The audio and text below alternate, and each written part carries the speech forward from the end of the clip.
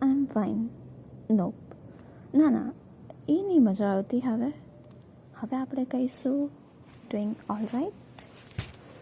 આનો પણ મિનિંગ તો સેમ જ છે, that I am fine. How are you, Riyan?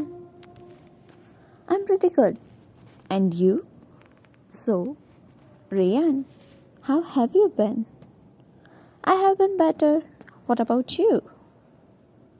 જો તમને ઘણા સમય પછી કોઈને મળી રહ્યા છો અને તમને હાઉ હેવ યુ બીન પૂછી રહ્યા છે, તો એમનો કહેવાનો મિનિંગ એમ છે કે તમે લાસ્ટમાં જ્યારે મળ્યા હતા ત્યારથી લઈને અત્યાર સુધી કેવા રહ્યા. I have been better. હું સારી હતી, સારી છું. How are you again? I'm hanging in there.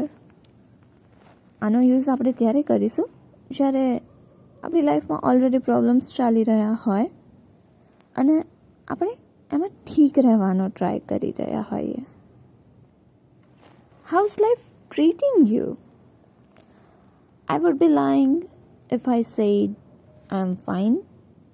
આનો મતલબ એમ કે હું જૂઠ બોલતી જો હું એમ કહેતી કે હું મજામાં છું, પણ હું ઠીક નથી.